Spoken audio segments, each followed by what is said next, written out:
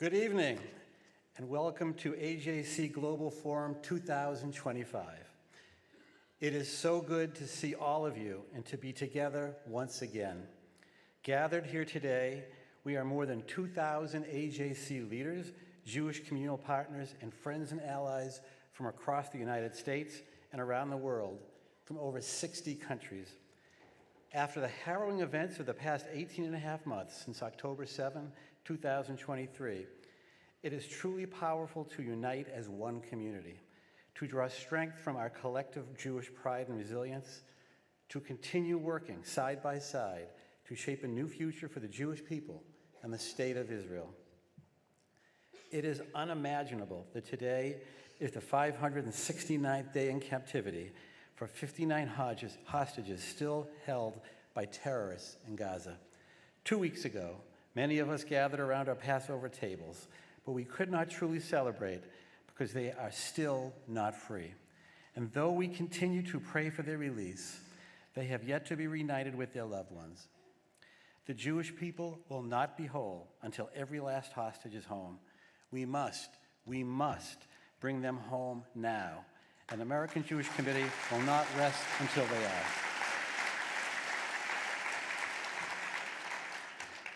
Since October 7th, as the global advocacy organization for the Jewish people, AJC's entire global operation has mobilized to respond to surging antisemitism and unprecedented assaults on Israel's legitimacy. Wherever Israel and the Jewish people are needed, AJC was there. At last year's Global Forum, we were 8 months into the war, with the wounds of October 7th still very raw. Almost a year later, though in some ways it feels like a lifetime has passed, much remains the same. The difficult reality for Jews around the world continues. Anti-Semitism remains alarmingly high. Jewish students are still targeted on campus. Israel faces attacks on multiple battlefields and on the international stage. In all our home countries, we also face distinct challenges. Here in the United States, our politics feel more polarized than ever as we grapple with real questions about the state of our democracy and the impact of political decisions on our community.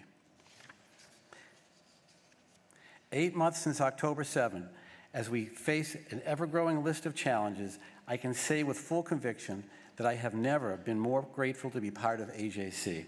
I am incredibly proud of the work our professionals and lay leaders continue to do. Day in, day out, in the United States and around the world, boldly advocating with leaders to create a world in which Jews and Israelis thrive. As evidenced by the presence of Jews and allies from around the world in this room, the challenges we face are global, and AJC must continue to lead the global response.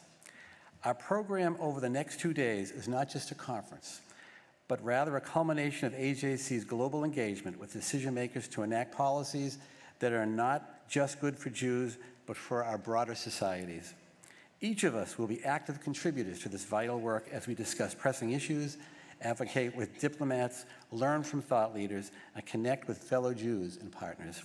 And we will leave here feeling reinvigorated, empowered, and even more determined to take on the challenges and opportunities that lie ahead. To each and every one of you here today and watching via live stream, thank you. AJC's global advocacy would not be possible without your engagement, your partnership, and your support. We begin this evening's program by focusing on the hostages. I am particularly proud of AJC's work since October 7 to elevate the voices of hostage families and former hostages with elected officials in the halls of power in Washington and world capitals. Every moment of hostages coming home, every embrace between returned hostages and their loved ones has brought tears to our eyes and strength to our hearts. Their light has helped move the Jewish people one step closer to healing. But they must all be set free and reunited with their families before our broken hearts can truly begin to heal. We will first hear Noah Argamani, a former hostage whose story has captured the hearts of the Jewish people and so many others around the world. It is especially meaningful for me to introduce her today. Last year, I stood on the Global Forum stage just 1 day after Noah was released by the IDF from captivity. Her return at that time brought an overwhelming sense of relief, hope, and unity to our community at a time of deep pain. To now welcome her in person is a moment of profound emotion and reflection. We will then hear from Adi and Yael Alexander, parents of Edan Alexander, and Ruby and Hagit Chen, parents of Itay Chen. Both are Israeli-American hostages still kept captive in Gaza. Noah, Adi, Yael, Ruby, and Hagit, in your tireless efforts to raise awareness and demand the release of the remaining hostages, please know that we all stand with you, always. We are deeply grateful that you are here with us today and willing to share your voices. Please join me in giving a warm welcome to Noah Argamani.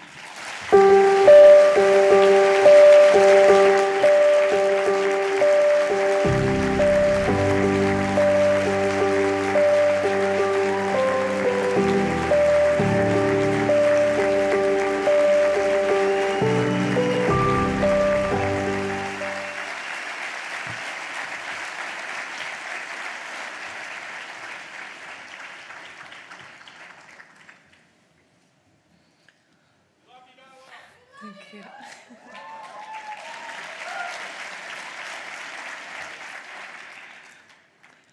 Good afternoon. My name is Noah Argamani, and I'm really glad to be here with you today.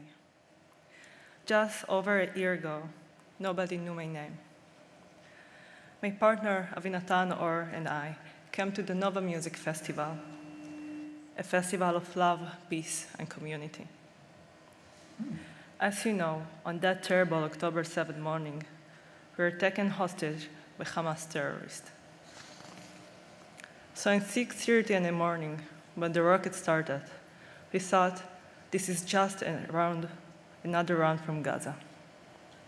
This is how, when you grow up in the south of Israel, you get used to rocket fire your whole life.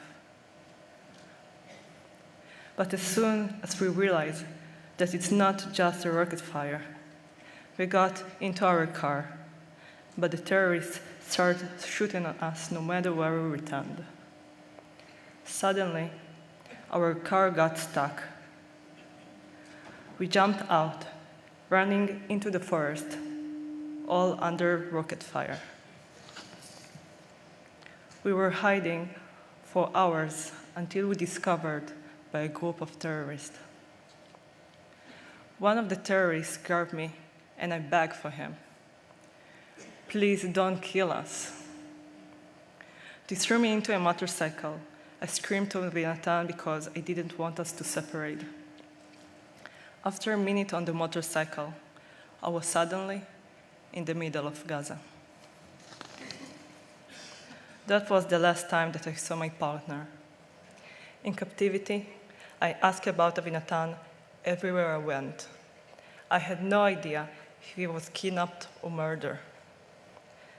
But I was afraid to know the answer.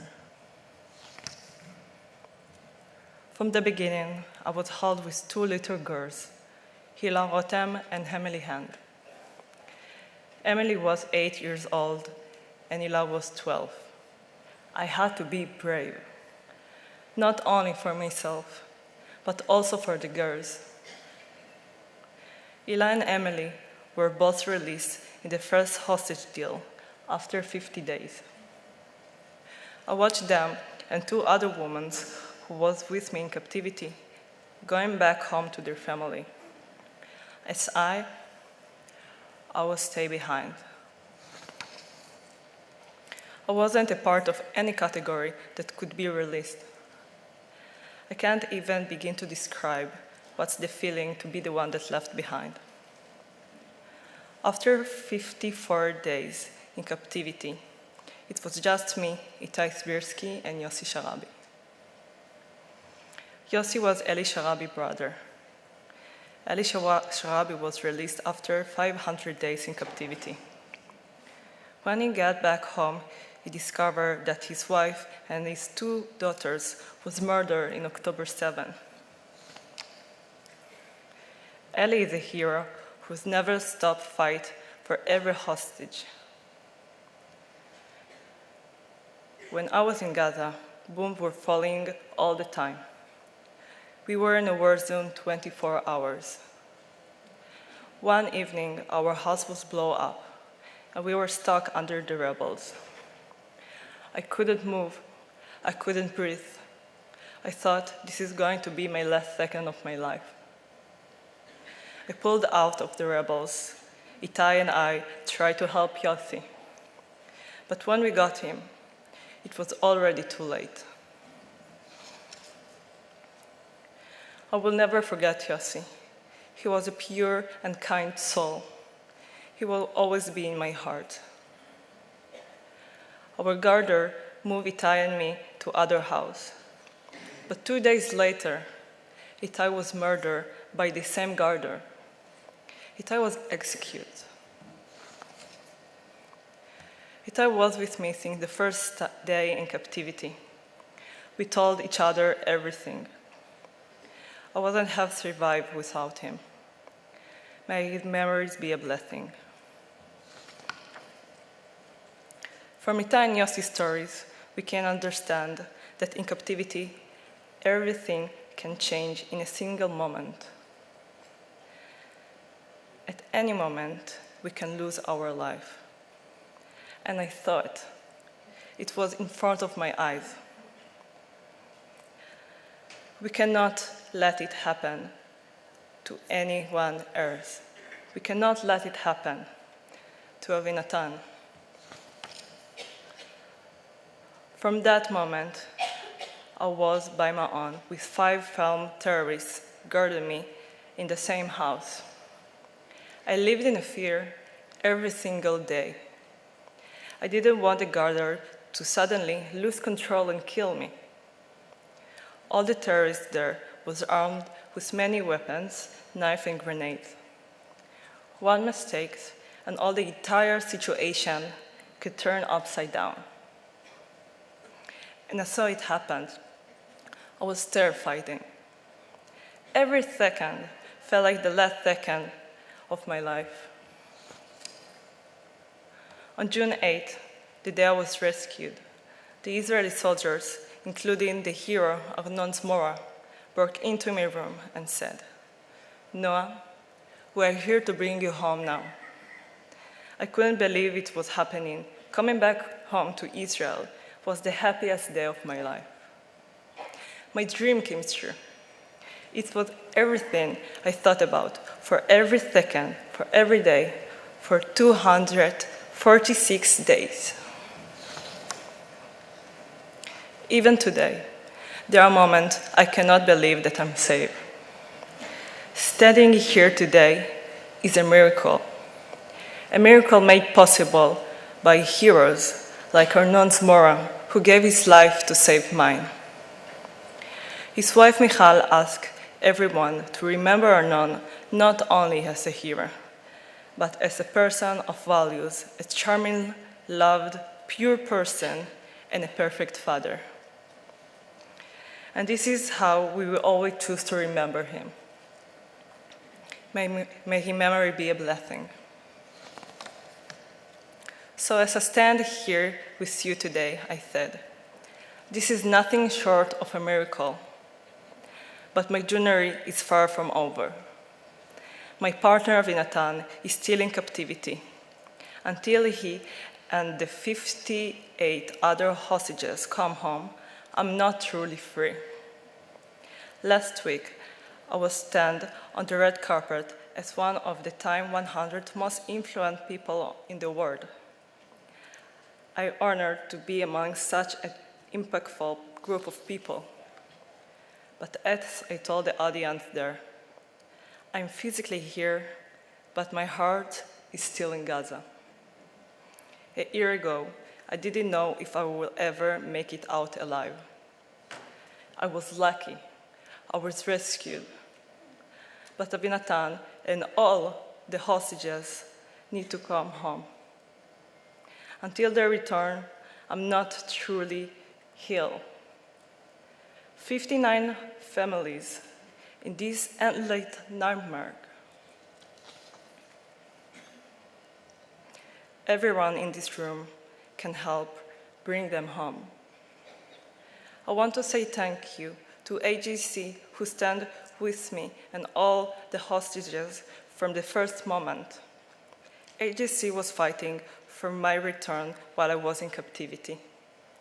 And now, AJC fighting for the return of Avinatan and all the hostages. AJC has been one of the strongest partners in this fight. And for that, I want to say thank you. After losing my mother and so many of my friends that been at the Nova Music Festival, and also friends who are fighting in the war to protect our country, I hope that we could be able to dance again. I hope that all of our hostages will have the chance to meet their loved ones as much as my family got the chance to get me back. I ask you, please use your voice. Please use your influence. Help make sure that the world doesn't look away. We need them home, now, before it's too late. Thank you very much.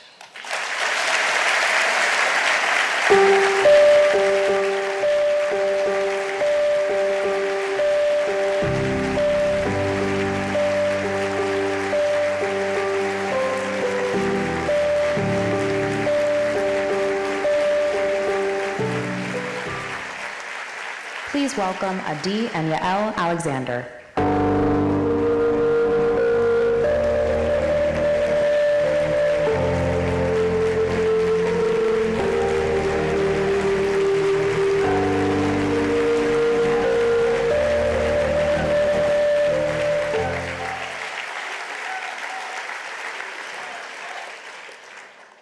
Thank you.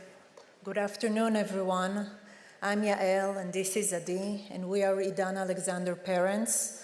We would like to share with you a short segment of a video that Hamas released 2 weeks ago, right before Leil HaSeder.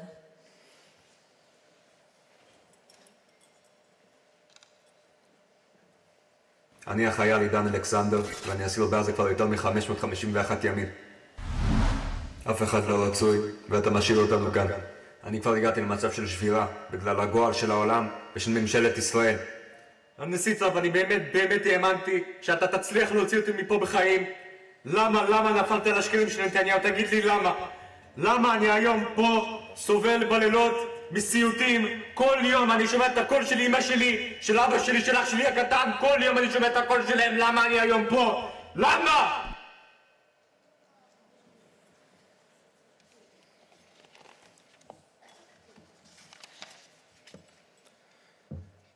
569 days, think about that. 569 days of families living a nightmare. 569 days of our loved ones have been held captive. That's far too long. And every day that passes makes the situation worse. They are weak, they are suffering, and now, as the intense heat of Middle Eastern summer bears down on Gaza, the physical and mental state is getting worse rapidly. This alone should scream urgency to the world. But there is a truth that cuts even deeper, a truth that fuels our plea. The people holding our sons, our fathers, they do not value life. It is the hardest thing I will ever say, but I might say it now. Hamas doesn't care if they live or die. This brutal reality is why every single second counts.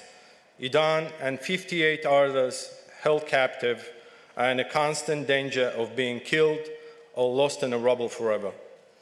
Their lives, their very dignity, means nothing to those who hold them. They need to come home now.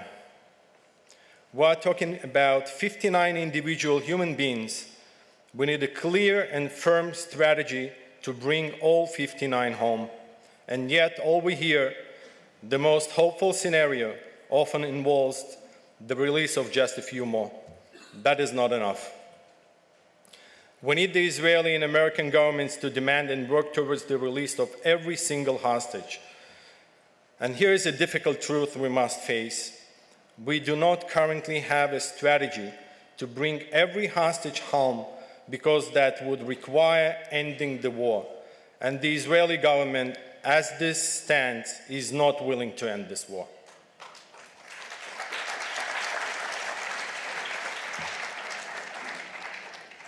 So I ask directly, government of Israel, if ending the war is not the path you will take right now, then what is your strategy to bring all 59 hostages home?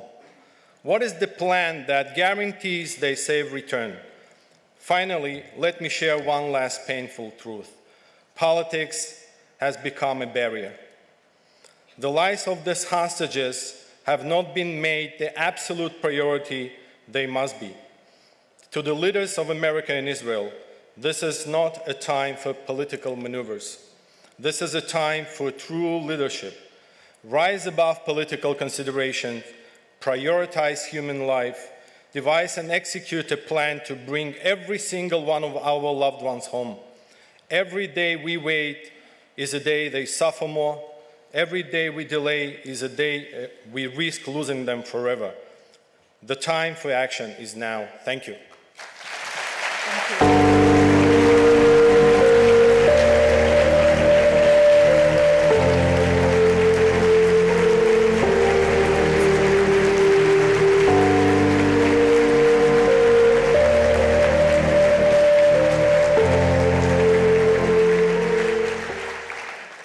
Please welcome Ruby and Hagit Chen.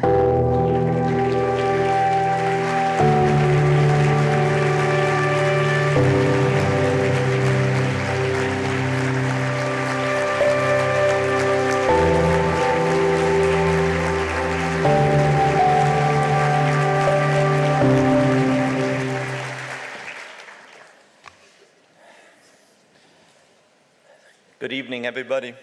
We are the parents of Itay Chen, Ruby, and Hagit, a U.S. citizen held by Hamas for over 569 days. I am a proud New Yorker, born and raised in the city. We have here New Yorkers here with us. There we go. Here we are, some New Yorkers. First and foremost, I'd like to thank the American Jewish Committee for inviting us. And I want to say a big thank you to the AJC leadership team, Ted, Julie, Jessica, Houston, God knows so many more, for being in our corner for almost 20 months, helping us coordinate hundreds of meetings in the White House and Congress, and never letting us feel that we are standing alone when going into Washington. So give a big thank you, AJC. So I moved to Israel, met my wife. We decided to build our home in the city of Netanya, about 10 miles north of Tel Aviv. We have 3 sons.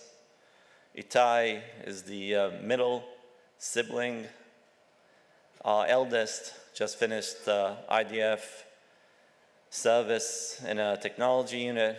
Our youngest son, Alon, actually had his bar mitzvah a week after, October 7th. Itay enlisted into the IDF, joined the tanks division, and was stationed at a base called Nahal Oz on the border of Gaza that fatal Saturday morning. He and his team were mobilized. They fought for a number of hours, protecting Israeli civilians from being murdered by these savages. But after a couple of hours, no backup, their tank was neutralized, and 3 of the 4 tank members were taken hostage. The 4th one actually was killed, pinned down in the tank, and brought to burial a few days after. That ended the battle of Itay and his team members. But then a new battle began. The battle of 241 families, a battle to bring our loved ones back home, because the government of Israel, unfortunately, have not prioritized this goal of bringing all the hostages out, but prefer to dismantle Hamas before that. And we've heard that, unfortunately, from Israeli cabinet members, even publicly, the last week. And we even had a cabinet member here in the United States this week say the same thing. And it's very simple, folks. Total victory does not happen only until the last hostage comes out.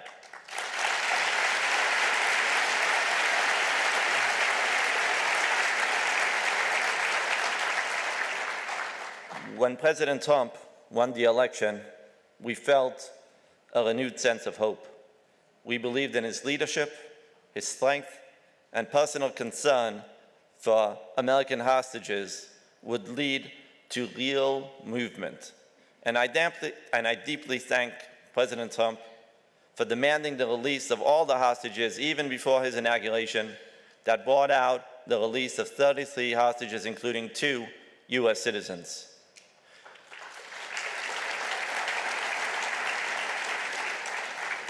At the same time, it has been almost 100 days since the new US administration took office with the clear policy of America First.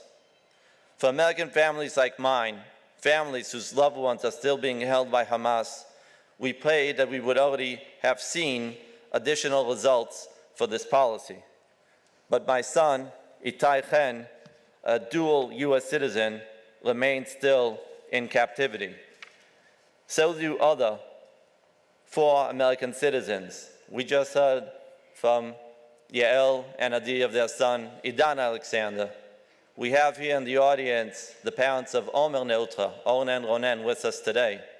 And we have Judy and Gadi Weinstein from Connecticut that are also hostages, as well as other 54 hostages still in Gaza. Every day that passes by without their return is another day of anguish, uncertainty, and pain. And we wake up each morning with the same simple dream. We get a call from the White House saying, Mr. Chen, Mrs. Chen, we want to say to you, your son is on his way back home. And we hope that day comes soon. I believe that President Trump cares profoundly, but the truth is, the first 100 days of his administration have not delivered what the President himself demanded. The release of all of the hostages, including the US hostages as well, and sending a clear message to terrorist organizations anywhere that holding US citizens anywhere is a liability, not an asset. And that the United States needs to say that American lives are not bargaining chips to be used.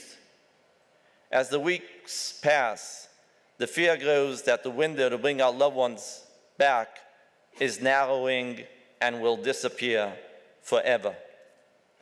We have seen this administration act boldly on other areas to implement the American First policy. For example, when it comes to economic policy, tariffs and financial pressure have already been deployed as tools of American strength. We need to apply similar pressure to release the remaining hostages. The US is not just a facilitator in this conflict, but has direct equity in the form of Hamas killing on that day 45 US citizens and injured hundreds more.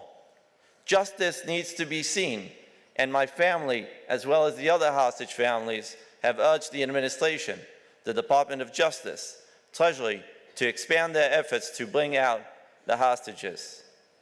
President Trump is an extremely gifted negotiator. His team successfully released dozens of US citizens from war zones with direct negotiations. And I urge from here President Trump to directly negotiate himself for the release of the US citizens in Gaza rather than use third parties such as Qatar to negotiate for the release of these US citizens. In January, we saw what the President's direct involvement can do to release the hostages. I'd like to close my remarks by asking you to remember one word: unity. The Jewish people have prospered and survived for over 5,000 years on the principle of taking care of one another and not leaving anyone behind.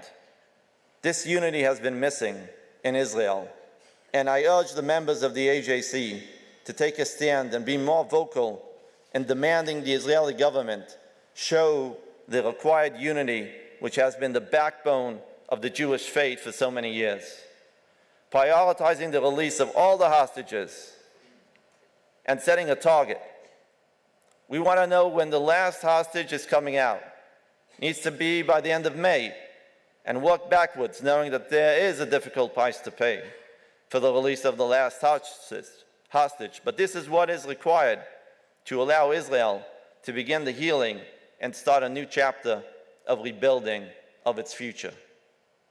I would like to end with quoting a great American, Martin Luther King, in his famous speech, "I Had a Dream." He used the phrase, he coined the phrase, "the fierce urgency of now."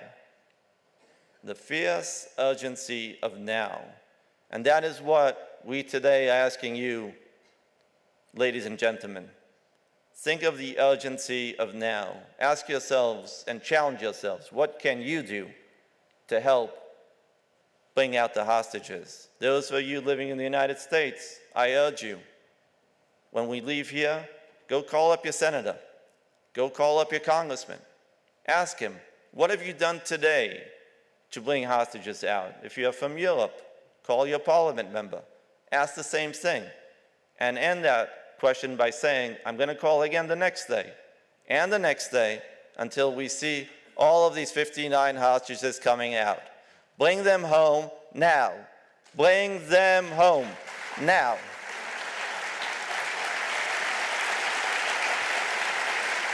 Thank you very much.